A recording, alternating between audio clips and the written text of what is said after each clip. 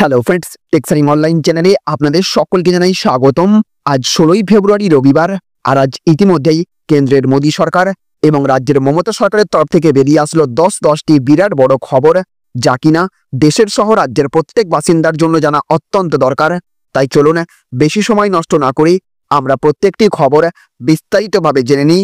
আর তার আগে আপনাদের কাছে ছোট্ট একটা অনুরোধ, অবশ্যই ভিডিওটিকে লাইক করবেন, সঙ্গে সঙ্গে সকলের কাছে ভিডিওটি দেখার পর শেয়ার করবেন। আর যদি আপনি আমাদের চ্যানেলে নতুন হয়ে থাকেন তাহলে চ্যানেলটিকে সাবস্ক্রাইব করবেন। ভিডিওটি যদি আপনি ফেসবুক থেকে দেখে থাকেন তাহলে অবশ্যই আমাদের পেজটিকে ফলো করবেন। আর আপনি এই মুহূর্তে দেশের কোন রাজ্যের কোন জেলা থেকে এই ভিডিওটি দেখছেন অবশ্যই আপনার এলাকার নাম কমেন্ট বক্সে লিখে জানিয়ে দেবেন। তো দেখুন, আজকের প্রথম খবরেই বলা হচ্ছে মার্চ মাস থেকে লক্ষ্মীর ভাণ্ডারে 1800 টাকা ঢুকবে। জানুন কি বলা হলো রাজ্য বাজেটে।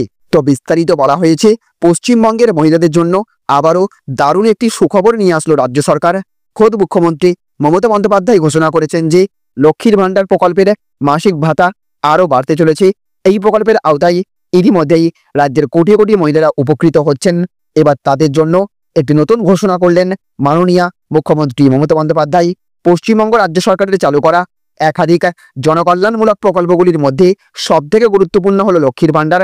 এই প্রকল্পের আওতায় সাধারণ শ্রেণীর মহিলারা প্রতি মাসে 1000 টাকা এবং তপশিলি জাতি তপশিলি উপজাতি বাহিনীর মহিলারা প্রতি মাসে 1200 টাকা করে আর্থিক সহায়তা পান।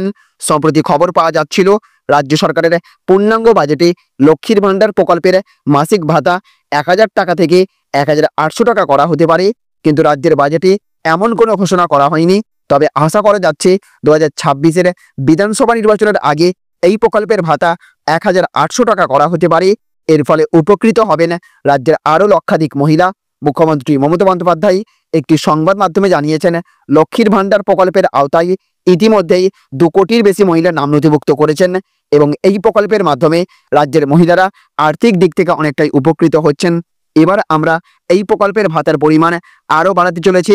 মার্চ মাস থেকে এই পরিবর্তন কার্যকর হতে পারে। এছাড়াও দেখুন, আজকের আরও একটি বড় খবর, মমতাকেই প্রধানমন্ত্রীর কুর্সিতে দেখতে চান দেশের বড় অংশের মানুষ, জানালো সমীক্ষা। তো জননেত্রী তিনি, জনতার কাছের মানুষ, কাজের মানুষ। কেবল বাংলায় নয়, মমতা বন্দ্যোপাধ্যায়ের জনপ্রিয়তার বিস্তার যে আসমুদ্র হিমাচল তা প্রমাণ হয়ে গিয়েছে বারবার। জাতীয় রাজনীতির চালচিত্রে ক্রমশই নির্ণায়ক হয়ে উঠছে তার ভূমিকা। মমতার ওপর আস্থা বাড়ছে দেশবাসীর। অদূর ভবিষ্যতে দেশের প্রধানমন্ত্রীর পদে তাকে দেখতে আগ্রহ অনেকাংশের মানুষ। এক বহুল পঠিত ভারতীয় পত্রিকার সমীক্ষায় উঠে এসেছে এই তথ্য। সমীক্ষার রিপোর্ট বলছে, এই মুহূর্তে লোকসভা নির্বাচন হলে তৃণমূল কংগ্রেসের আসন বাংলায় 29 থেকে বেড়ে হবে 30। বিজেপির একটিও আসন বাড়ার কোনো সম্ভাবনা নেই, তারা 12তে আটকে থাকবে। আরও শোচনীয় হবে কংগ্রেস এবং সিপিএম এর অবস্থা। উক্ত পত্রিকা গোষ্ঠীর সমীক্ষা অনুযায়ী 2024 সালের আগস্ট মাসে সমীক্ষা করা হয়েছিল দেশের এগিয়ে থাকা রাজনীতিবিদদের মধ্যে। তখন বাংলার মুখ্যমন্ত্রী মমতা বন্দ্যোপাধ্যায় যেখানে ছিলেন, 2025 সালের সমীক্ষায় প্রায় দ্বিগুণ জনপ্রিয়তা বেড়েছে তার মতো অভিজ্ঞ প্রশাসক এবং দক্ষ রাজনীতিবিদকেই প্রধানমন্ত্রী হিসেবে দেখতে চায় মানুষ। দল হিসেবে তৃণমূল কংগ্রেস এই মুহূর্তে লোকসভায় 30টি আসন পাওয়া মানে 2026-এ বিধানসভা নির্বাচনে তৃণমূলের 2/3 আসন নিয়ে ফের বাংলার মসনদে ফেরাটা সির্ফ সময়ের অপেক্ষা। অন্যদিকে ক্রমশ পিছিয়ে পড়ছে বিজেপি। বারবার ফুটে উঠছে তাদের আভ্যন্তরীণ কোন্দল এবং সাংগঠনিক দুর্বলতা। তো দেখুন, আজকের আরও একটি বড় খবর, বাংলায় বার্ড ফ্লু ঠেকাতে ডিম মুরগি আমদানি নিষিদ্ধ করল রাজ্য সরকার। তো নতুন বছরের প্রথম মাসে অন্ধ্রপ্রদেশে বার্ড ফ্লু ছড়িয়ে পড়েছে, যার প্রভাব বাংলায় পড়তে পারে বলে আশঙ্কা করা হচ্ছে। অন্ধ্রপ্রদেশ থেকে বাংলায় বিপুল পরিমাণ মুরগি এবং ডিম আমদানি করা হয়। আর তাই এই ভাইরাসের সংক্রমণ ঠেকাতে সতর্কতামূলক ব্যবস্থা হিসেবে রাজ্য সরকার আগামী 3 মাসের জন্য অন্ধ্রপ্রদেশের 3টি জেলা থেকে ডিম এবং মুরগি আমদানিতে নিষেধাজ্ঞা জারি করেছে। অন্ধ্রপ্রদেশে একের পর এক পোলট্রি ফার্মে বার্ড ফ্লু সংক্রমিত হওয়ায় পরিস্থিতি অত্যন্ত সংকটজনক হয়ে উঠেছে। এক জেলার মধ্যে লক্ষাধিক মুরগি মারা গেছে, যার ফলে শুরু হয়েছে নিধন অভিযান। এই পরিস্থিতি বিবেচনায় নিয়ে বাংলার রাজ্য সরকার অন্ধ্রপ্রদেশের পশ্চিম গোদাবরী, পূর্ব গোদাবরী এবং খাম্মাম জেলা থেকে ডিম এবং মুরগি আমদানি নিষিদ্ধ করেছে। এই নিষেধাজ্ঞা আগামী 3 মাস কার্যকর থাকবে এবং পরিস্থিতি পর্যালোচনা করে পরবর্তী সিদ্ধান্ত নেওয়া হবে। এই বিষয়ে রাজ্যের প্রাণী সম্পদ বিকাশ মন্ত্রী স্বপন দেবনাথ জানিয়েছেন, অন্ধ্রপ্রদেশ থেকে ডিম এবং মুরগি আমদানিতে নিষেধাজ্ঞা জারি করা হয়েছে। পরিস্থিতি পর্যবেক্ষণ করে পরবর্তী পদক্ষেপ নেওয়া হবে। আমাদের লক্ষ্য বাংলায় যাতে বার্ড ফ্লু ছড়িয়ে না পড়ে সেই ব্যবস্থা নেওয়া। এছাড়া রাজ্য সরকারের প্রাণী সম্পদ উন্নয়ন দপ্তর থেকে সমস্ত পোলট্রি ফার্মকে সতর্ক করা হয়েছে, যদি কোনো পোলট্রিতে হাঁস বা মুরগির মধ্যে ঝিমুনি, খিদে না পাওয়া বা বার্ড ফ্লুর অন্য কোনো উপসর্গ দেখা যায় তবে সেটিকে আলাদা করে রাখতে হবে এবং তার 3 কিলোমিটার মধ্যে বিশেষ নজরদারি চালাতে হবে। এই ধরনের সতর্কতামূলক বার্ড ফ্লু প্রতিরোধে জরুরি পদক্ষেপ হিসেবে গ্রহণ করা হয়েছে। এদিকে আবার আজকের আরও একটি বড় খবর, রমজান মাসে রেশনে বিশেষ চমক, মিলবে অতিরিক্ত সামগ্রী, কোন কার্ডে কতটা পাবেন জানুন। তো রাজ্য সরকার রমজান মাসে খাদ্য সামগ্রী সরবরাহের জন্য বিশেষ ব্যবস্থা গ্রহণ করছে। রমজান প্রায় 1 মাস এগিয়ে আসার সাথে সাথে সরকার গ্রাহকদের জন্য বিশেষ রেশন প্যাকেজের ব্যবস্থা করার সিদ্ধান্ত নিয়েছে। জাতীয় খাদ্য সুরক্ষা প্রকল্পের আওতায় 6 কোটি রেশন কার্ডধারীদের এই প্যাকেজগুলি দেওয়া হবে। এতে আটা, চিনি এবং ছোলার মতো প্রয়োজনীয় জিনিসপত্র অন্তর্ভুক্ত থাকবে। সরকার প্রতিটি পরিবারকে এই খাদ্য সামগ্রীর 1 কেজি করে সরবরাহ করার কথা ভেবেছে।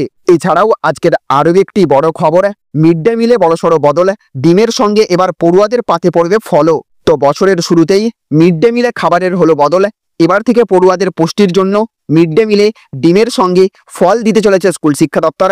ফ্লেক্সি ফান্ডে 7,562 লক্ষ টাকা বরাদ্দ রয়েছে, আর সেখান থেকেই স্কুল পড়ুয়াদের জন্য পুষ্টিকর খাবারের ব্যবস্থা করার সিদ্ধান্ত নেওয়া হয়েছে। এই প্রসঙ্গে স্কুল শিক্ষা দপ্তরের তরফে জানানো হয়েছে, আগে সমস্ত সরকারি স্কুলের পড়ুয়াদের জন্য মিড ডে মিলে 2টি করে ডিম দেওয়া হতো, কিন্তু এবার থেকে পুষ্টির ঘাটতি যাতে না হয় তাই ফল দেওয়া হবে খাবারে। এখন রাজ্যের 85,93,783 জন পড়ুয়া মিড ডে মিলের খাবার খেয়ে থাকে। তাদের ফল দেওয়ার মাথাপিছু প্রতিটি পড়ুয়ার জন্য খরচ হবে 8 টাকা করে। এক কথায় বলা যায়, পড়ুয়াদের খাবারের উপর বিশেষ নজর দিতে চলেছে রাজ্যের শিক্ষা দপ্তর। মিড ডে মিলের বরাদ্দ প্রাথমিকে 74 পয়সা এবং উচ্চ প্রাথমিকে 1 টাকা 12 পয়সা বৃদ্ধি করেছে কেন্দ্রীয় সরকার। আর তাতেই প্রাক প্রাথমিক থেকে 5ম শ্রেণী পর্যন্ত পড়ুয়াদের মাথাপিছু মিড ডে মিলের বরাদ্দ হয়েছে 6 টাকা 19 পয়সার মধ্যে 3 টাকা 71 পয়সা নেবে কেন্দ্র। এই আবহে এবার মিড ডে মিলের খাবারে ডিমের সঙ্গে যুক্ত হলো ফল। এদিকে আবার আজকের আরও একটি বড় খবর, স্কুল শিক্ষকদের জন্য বড় খবর, উচ্চ মাধ্যমিকের আগেই জারি করা হলো নয়া নির্দেশিকা। তো রাজ্য জুড়ে এখন মাধ্যমিক পরীক্ষা চলছে, সেটা শেষ হলেই শুরু হয়ে যাবে উচ্চ মাধ্যমিক। প্রত্যেক বছরই এই সময়টা স্কুল শিক্ষকদের বেশ চাপ থাকে, পরীক্ষা সংক্রান্ত নানা দায়িত্ব থাকে তাদের কাঁধে। এরপর আসে খাতা দেখার পালা। এই আবহে এবার রাজ্যের শিক্ষকদের উদ্দেশ্যে জারি করা হলো নয়া নির্দেশিকা। উচ্চ মাধ্যমিক পরীক্ষা শুরু হতে আর মাত্র হাতে গোনা কয়েকটা দিনের অপেক্ষা। ত্রুটিহীনভাবে পরীক্ষা নিতে একাধিক পদক্ষেপ নিচ্ছে উচ্চ মাধ্যমিক শিক্ষা সংসদ। এই আবহে এবার জারি করা হলো নয়া নির্দেশিকা। সেখানে বলা হয়েছে, পরীক্ষা চলাকালীন মেডিকেল আর্জেন্সি ছাড়া অন্য কোনো কারণ দেখিয়ে ছুটি নেওয়া যাবে না। স্কুল শিক্ষক শিক্ষিকাদের পাশাপাশি শিক্ষাকর্মীদের ক্ষেত্রেও এই বিষয়টি প্রযোজ্য বলে জানিয়েছে উচ্চ মাধ্যমিক শিক্ষা সংসদ।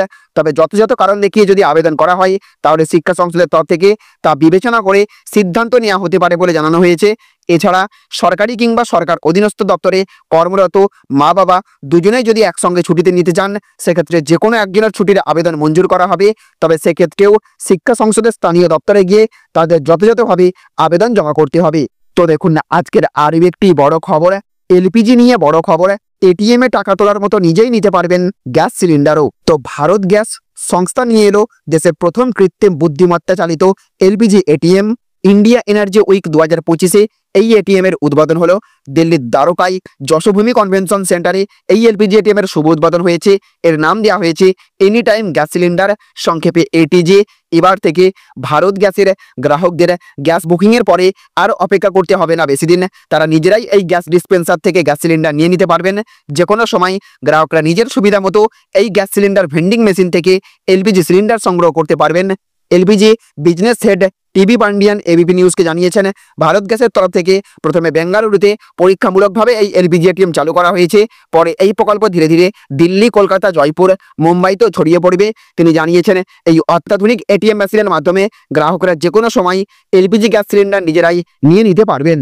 তো দেখুন না আজকের অন্তিম আপডেট, পশ্চিমবঙ্গের 70,000 স্বাস্থ্যকর্মী, অঙ্গনওয়াড়ি এবং আশা কর্মীদের স্মার্টফোন দেবে রাজ্য সরকার, কবে থেকে পাবেন জানুন। তো পশ্চিমবঙ্গের সমস্ত গ্রামীণ স্বাস্থ্যকর্মী, অঙ্গনওয়াড়ি এবং আশা কর্মীদের বেতন বেড়েছে এর আগেই, আর এইবার তাদের পরিষেবাকে আরও উন্নত এবং আধুনিক করতে এবার সমস্ত স্বাস্থ্যকর্মী, অঙ্গনওয়াড়ি এবং আশা কর্মীদের স্মার্টফোন দেওয়ার সিদ্ধান্ত নিল মুখ্যমন্ত্রী মমতা বন্দ্যোপাধ্যায়ের নেতৃত্বাধীন পশ্চিমবঙ্গ সরকার। 2025-26 অর্থবর্ষের বাজেটে আশা এবং অঙ্গনওয়াড়ি কর্মীদের জন্য 200 কোটি টাকা বরাদ্দ করা হয়েছে, যার মাধ্যমে 70,000-এর বেশি কর্মীকে স্মার্টফোন দেওয়া হবে। রাজ্যের অর্থ প্রতিমন্ত্রী চন্দ্রিমা ভট্টাচার্য বাজেট ভাষণে এই ঘোষণা করেছিলেন। এই উদ্যোগের মূল লক্ষ্য হলো গ্রামীণ স্বাস্থ্যকর্মীদের ডিজিটাল প্ল্যাটফর্মে সংযুক্ত করা, যাতে তারা সরকারি স্বাস্থ্য পরিষেবা সংক্রান্ত অ্যাপ সহজেই ব্যবহার করতে পারেন। রাজ্যের আশাকর্মী এবং অঙ্গনওয়াড়ি কর্মীরা মূলত মা এবং শিশুদের স্বাস্থ্যসেবা, টিকাকরণ, পুষ্টি পর্যবেক্ষণ, ডেঙ্গু, যক্ষা, মধুমেহ রোগের নজরদারির মতো গুরুত্বপূর্ণ কাজ করে থাকেন। স্মার্টফোন পাওয়ার ফলে তারা এইসব কাজ আরও দক্ষতার সঙ্গে করতে পারবেন। এবার প্রশ্ন হচ্ছে, কবে থেকে এই স্মার্টফোন দেয়া হবে? বাজেট অধিবেশন চলছে, আগামী 1 এপ্রিল থেকে শুরু হবে নতুন অর্থবর্ষ। আর এই বাজেট নতুন অর্থবর্ষের জন্য, তাই নতুন অর্থবর্ষ শুরু হওয়ার পরে স্মার্টফোন দেওয়া শুরু হবে। তাহলে ফ্রেন্ডস, বুঝতে পারলেন, এই ছিল আজকের কয়েকটি গুরুত্বপূর্ণ আপডেট। এই ভিডিওটি আপনাদের যদি ভালো লেগে থাকে তাহলে অবশ্যই ভিডিওটিতে একটা লাইক করবেন এবং অবশ্যই ভিডিওটিকে রাজ্যের সমস্ত মানুষের কাছে শেয়ার করে সকলকে জানার সুযোগ করে দেবেন। ভালো থাকবেন, সুস্থ থাকবেন। Thank you friends, thank you for watching.